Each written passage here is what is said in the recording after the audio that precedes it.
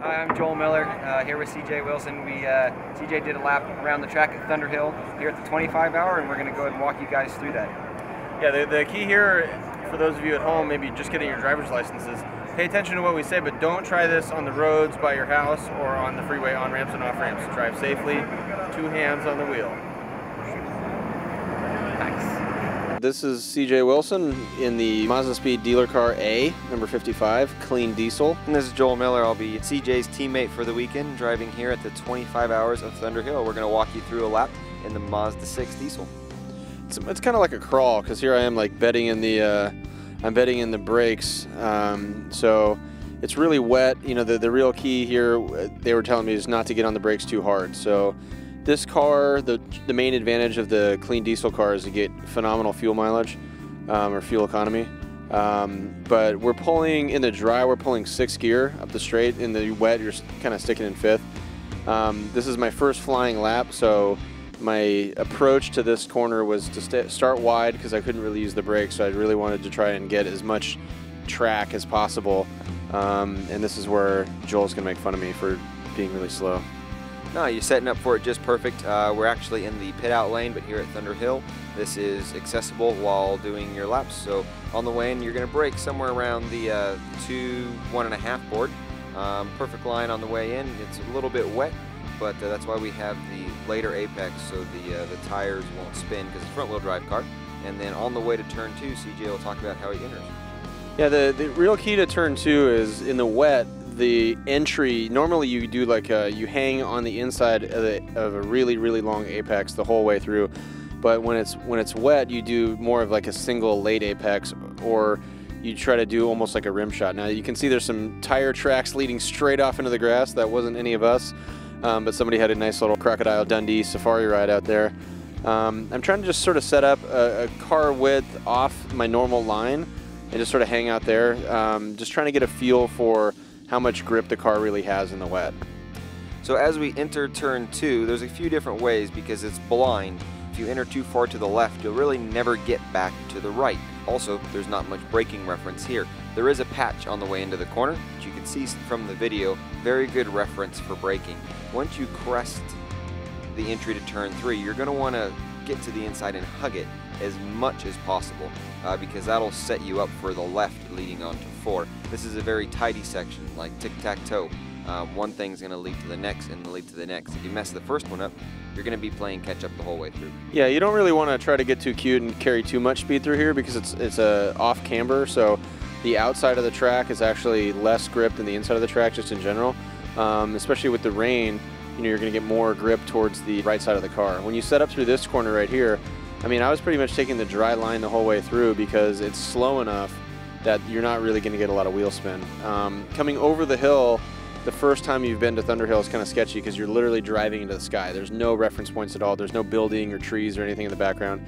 So you have to just sort of set up middle of the road and then point it straight over the top. There's not really a lot of options here. Yeah, exactly. And this here, you'll actually feel the car get light when you go up over the crest. I think one of our teammates acts there every time he goes whee up and over the top. But right when you land, that's when you want to go back to power. And again, getting back to the right upon the landing. If you try to fly the hill, let's say it too far to the right, there's actually a bump there, and you'll get the right side tires off the ground. Yeah, it'll really smash the suspension. There's been a lot of cars over the years that'll catch air, slam one side of the car down, and they'll even lose a wheel because it's all that force. The other thing too in this section, this is during the race, there's a lot of traffic here because there's a lot of people are getting bottled up in between 3 and 4, and so coming over the hill, you'll have the faster cars like the ES cars, the Radicals and the ESRs and stuff like that be kind of coming up your left side. And in a street car like the Mazda 6, you don't necessarily have all the visibility that some of these other cars have, but we're actually running a backup camera full time, so you can really see. It really helps a lot, I think, especially at night, to see the fast movers coming up on you. Coming into this corner right here, this is a 6. It's a really fun left-hander. It mirrors 2 a little bit in the sense that it's a long turn, but in the wet, you're constantly adjusting your line because people are going off on the outside because they waited a little bit too long to turn in, and then the car just never turned. So it's more important to just slow in and fast out here because you have a really long semi-straightaway following that where you're going to grab 2 more gears. This is a corner where there's a lot of posts and pylons at the beginning of race or in practice. By the end of the race, there's nothing out there. It's just really dark and there's no reflectors. I would say this corner is probably one of your top 3 most important because it leads onto the straightaway, and the risk reward here for exit because of that is quite good if you could nail this corner. For the overall lap time is very good. CJ mentioned those pylons on exit about after the 4th hour aren't there anymore, and you'll see a lot of cars over the course of the race start to venture out there into the dirt and bring that dirt on the exit. There'll be a large hole that develops and usually starts ripping exhausts off. So setting the car up for this corner will pay huge dividends over 25 hours as well as a specific lap. And then the kink is usually flat the first part of it, and then the second kink tightens up a little bit. Bravery comes into play, and it's a very fun corner, really rewarding.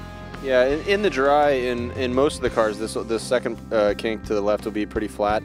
I was trying to get a feel for it today. I tried to go flat yesterday in the rain. It did not end well. I did a nice 90-degree Fast and Furious slide through there, but I did not knock any pylons out, which is nice. So today, the good thing about bedding in the brakes was you really can't use them that much. So it gave me a chance to be more aware of what the mid-corner speed was going to be here that was going to keep me gripping and not sliding too far off the track, because it's such an important place to keep your momentum up, because there's even another little mini straight after this. So you're going through here in 5th gear, you know, 80 miles an hour or something like that sometimes, and when you're in the dry, you'll be going through there as fast as your car can go. A lot of the faster cars have wings, and they're just blowing by you right here. So it's an area you really have to know what's coming behind you, because some of the cars that are really fast, they might chop you, they might try to go the inside, go through the outside. There's a lot of really dicey action that goes through this corner. So if there has to be a lift for whatever car you're in for the kink, the trick is to do it early rather than late. Anybody who's lifting in the middle of the kink is just going to really unsettle the car. So if you do it sooner, you can get back to power sooner, transfer that weight back to the rear, and the rear is going to be nice and stable through the corner. There is some exit.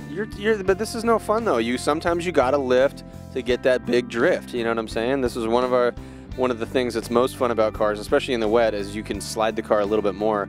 It's not the fastest way around the track, but it is a good time. Come on, man. Style points. Style points, just like on Forza. Yeah, so this one right here, it's a pretty heavy braking zone because you're coming from a pretty high speed during the race, but this corner is pretty fast, so you really try to carry that brake as deep as possible and really kind of pinch the brake and then lift off and get a good turn in. You're going uphill, so the car gets progressively more grip through entry into mid-corner. And then what's happened before, I've actually done it, is right about where the car's pointing right now. I've driven straight off here because I've been trying to go almost flat or flat through the corner. And the cars, the thing is with these Mazdas, they handle so good, it gives you a little bit of false confidence in the drive sometimes. But you'll be going through there and you'll almost go flat one time, and then you'll try it again with another clear lap, but you won't have as much tire because you'll have been out there for so long, and you'll end up going 2 off or 4 off on the right here through the dirt. So you'll see a lot of people have already tried that this weekend. You get some tire marks out there. You can actually catch air here and slam the car pretty hard, so it's really not a good place to test the Ivan Ironman Stewart ability of your car, unless you're in maybe the NASCAR truck could try that and slam down out there. Dirt track, and that's what they do. Right. So, you know, this section of the track is really critical for, I think, fuel mileage and also taking it easy on the car, because if you're pounding the car through here and you're getting one wheel up in the air or you're getting one wheel on the curb, you can bust up the differential, especially on the rear drive cars like the Miatas and stuff. But you're coming through here and you're going to be in, you know, shifting into 5th gear, and then you're coming up to a pretty fast left-hander. It's got a little bit of camber at turn 10. 10 and 11 are kind of linked because it's just, you can sort of make it one big corner if you're in a really fast car with downforce. In our car right now, it's 2 separate corners. It's kind of like turn 6 and 7 at Road Atlanta, you know, where you have a really big sweep in and then you have a kind of really tight pinch on the way out. This is another area where you see tons of debris. People are really trying to get on that YOLO program and bring all kinds of speed in there, but sometimes you just can't. These inside pylons, there's actually a track. If you look on the left, there's a little grass patch, then a dirt patch. People will go 2 wheels off and drive straight across that to pass people later in the race. Endurance racing is supposed to be car under control most of the time, but you know, you get desperate. You're stuck behind a slow car and you're just like, okay, this is the time I got to make a move. And you see people, this corner particularly, really go off the inside part of the track trying to make a pass, which makes it very entertaining if you're on the clean line the whole time. Yeah, exactly. This is a great passing opportunity because you could actually flow quite a lot of speed around 10. The trick is to try to only brake once for 10 and 11. You want to brake late enough where you carry that brake around 10 and then off of it and then turn in for 11. Easier said than done, of course. Yeah, it's really easy to get impatient and then charge 11 too hard. There's a lot of grip on the outside of 10, and then it flattens out, and you'll see like progressively more and more people throughout the race get really sideways here and then get really dirty and bring a lot of crap back onto the track. The thing is, here in the wet, the apex for 11 is so gross. There's just so much slime in there, and it just never dried off the whole time we were out there. If you roll a little bit too much speed in, then you're going to get offline. As you can see, there's a tire wall out here, which actually like completely demolished an Audi R8 that somebody was running last year. So it's almost better if you're going to miss that corner to stay right all the way through the grass, which I saw one of the Hondas do today, which is kind of funny. But the S corner, you know, if you can make it through the first part of the S's, then you're pretty much fine, and you can stay flat all the way to the bridge or whatever, depending on which car you're running. How slippery was the paint there, CJ? The paint wasn't too bad. I mean, you're driving so straight that it's really not that big of a deal. In the dry, it's totally usable. In the wet, you know, if you have, I mean, I think the way it goes is with the slippery stuff. If you have a steering angle and you're applying throttle, then it gets really bad. But if your steering is just pretty straight, then you're okay. This is a tricky section in the wet right here because you're going pretty fast. You're hauling the mail through here in 5th, and you're trying to charge the corner because it's a slow entry.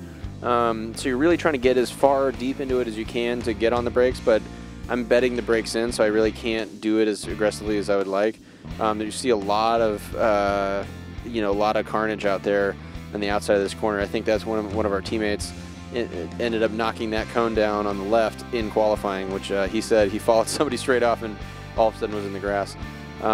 This is just a really sloppy line through here because I'm just trying to find something where I can get some kind of grip to get some kind of exit speed, because this is another, like Joel said, it's a really, I mean, this is probably the most important corner, right?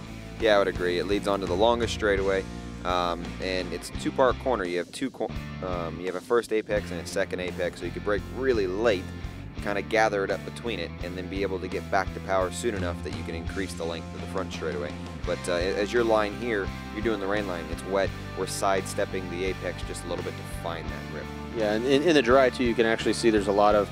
This is actually pretty grippy little like railroad tracks out here. So if you're in, remember a couple years ago we were in our Grand Am Miata, and we would just arc that whole thing in the dry because it would just had so much grip. We would just fly through the whole thing. But obviously in the wet you can't get anywhere near that because it's all painted.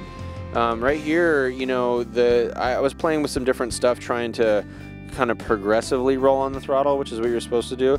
If you go too early to the throttle, then it pushes you wide.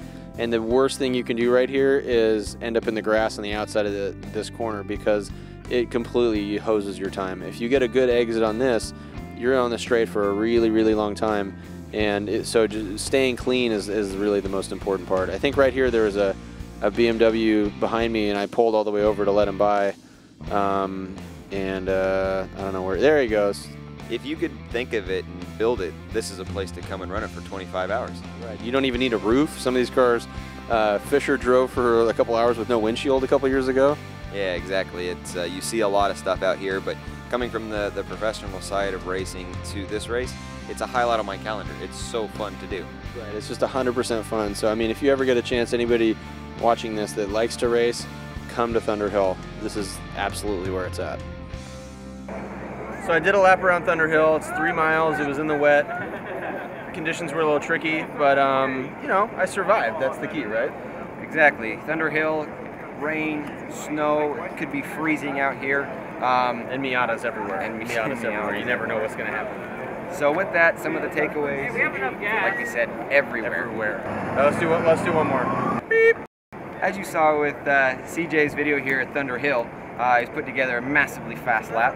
And we could take a few takeaways from that. A few of those: turn 6, important corner; turn 11, important corner; and make sure you get the last one right because it leads on to the longest straightaway around the whole track.